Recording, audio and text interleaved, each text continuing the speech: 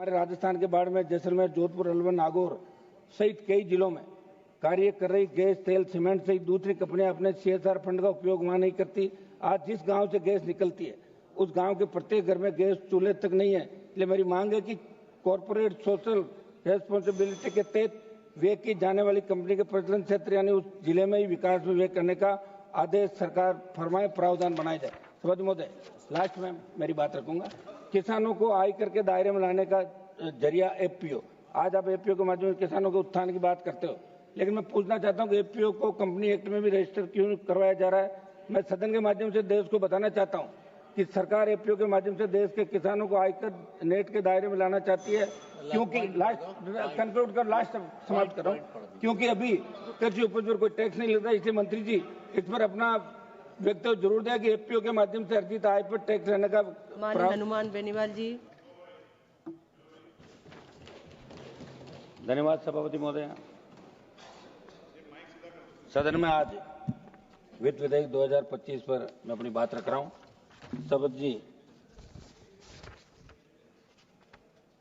आपने भारत में संपूर्ण प्रीमियम का निवेश करने वाली कंपनियों के लिए बीमा क्षेत्र में FDI की सीमा 74 से बढ़ाकर 100% करने की बात कही है। क्या ऐसा निर्णय भारत की कंपनियों के हितों के लिए उचित होगा? मेरा सुझाव वित्त मंत्री के देश में राज्यों की स्थितियों के अनुरूप तेजी से ढलना चाहिए और आर्थिक कारकों को आर्थिक गतिविधियों पर केंद्रित रहने देना चाहिए।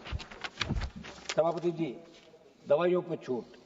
आपने कैंसर सहित कई दवाइयों पर कस्टम छूट की बात की, लेकिन मैं आपके माध्यम से सदन को अवगत कराना चाहूंगा, आपसे मांग करूंगा मैं सरकार से कि मस्कुलर एट्रोफी और डिस्ट्रोफी जैसी बीमारी के इलाज के लिए विदेश से इंजेक्शन खरीदने पड़ते हैं, उसकी कीमत 16 करोड़ से अधिक है, तो आम आदमी के लिए खरीदना संभव नहीं है। मेरी मांग है ऐसी गंभीर बीमारी के इलाज के लिए दवाइयों का उत्पाद भारत में शुरू और सरकार के स्तर से आयात करके निःशुल्क उपलब्ध करवाने की। मैं देखता हूं कि सोशल मीडिया के माध्यम से लोग प्रयास करते हैं बच्चों को बचाने का, लेकिन वो 2, 5, 7 करोड़ रुपए तक ही इकट्ठा कर पाते हैं, वो 16 करोड़ की रेंज तक नहीं पहुंच पाते। हम भी अपील करते हैं, तो मेरी ये मांग है कि सरकार इसके अंदर ध्यान दें। सभापति महोदय, कृषि उपकरणों पर टैक्स फ्री। मेरी मांग है कि ट्रैक्टर सहित कृषि उपकरणों को GST मुक्त करने का आवेदन प्राप्त हो। मैंने कई बार मांग उठाई, पुनः सदन के माध्यम से मांग करता हूं, ट्रैक्टर सहित कृषि उपकरणों को GST फ्री किया जाए। सभापति महोदय, आज सदन में 14.4 लाख LIC एजेंटों की पीड़ा को मैं रख रहा हूं, जिनका अभी बहुत बड़ा सम्मेलन दिल्ली के अंदर हुआ था। ये वही लोग हैं जो देश के 40 करोड़ से ज्यादा पॉलिसी धारकों से बीमा सुरक्षा इन तक पहुंचाते हैं, लेकिन आज इनकी रोजी रोटी पर संकट खड़ा कर दिया गया। सरकार और IRDAI ने मिलकर ऐसे नियम बना दिए जो LIC एजेंटों के पेट पर लात मारने का काम करें। मेरी मांग है कि इनकी LIC एजेंटों की बात को भी सुना जाए। सभापति महोदय, ऋण सीमा बढ़ाने के साथ आय बढ़ाने के उपायों पर सरकार को विचार करना चाहिए।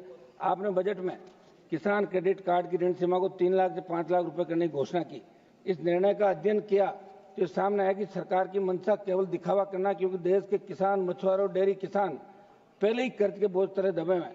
उनकी आय नहीं बढ़ी, समर्थन मूल्य नहीं बढ़ा, प्राकृतिक आपदाएं लगातार खेती को नुकसान पहुंचा रही है और सरकार सिर्फ ऋण सीमा बढ़ाकर अपनी जिम्मेदारी पूरी मान रही है।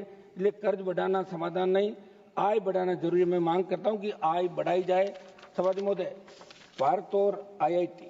सभापति जी, भारत सरकार ने दावा किया कि पिछले 10 वर्षों में IIT में विद्यार्थियों की संख्या 65,000 से बढ़ाकर 1.35 लाख कर दी गई और हाल ही में स्थापित 5 नए IIT में 65,500 छात्रों के लिए अतिरिक्त अधोसंरचना विकसित की जाएगी।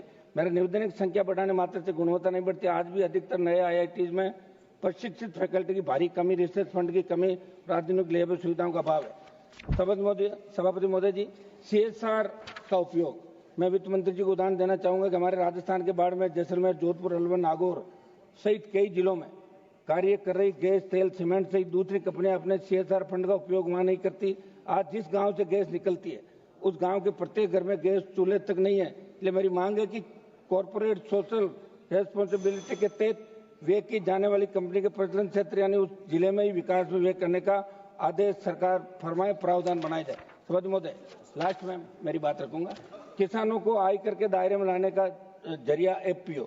आज आप FPO के माध्यम से किसानों के उत्थान की बात करते हो, लेकिन मैं पूछना चाहता हूं कि FPO को कंपनी एक्ट में भी रजिस्टर क्यों करवाया जा रहा है। मैं सदन के माध्यम से देश को बताना चाहता हूं कि सरकार एपीओ के माध्यम से देश के किसानों को आयकर नेट के दायरे में लाना चाहती है, क्योंकि कंक्लूड कर लास्ट समाप्त कर रहा हूं, क्योंकि अभी कृषि उपज पर कोई टैक्स नहीं लगता। इसलिए मंत्री जी इस पर अपना वक्तव्य जरूर दें कि एपीओ के माध्यम से अर्जित आय पर टैक्स रहने का प्रावधान टैक्स फ्री करेंगे। पढ़ लीजिए, पॉइंट पढ़ रहा हूँ सर, पॉइंट पढ़ के मैं तो समाप्त कर रहा हूँ सर, समाप्त कर रहा हूँ। कंक्लूड कर दो। टोल टैक्स मैडम सभापति महोदय, मेरा सबसे पहले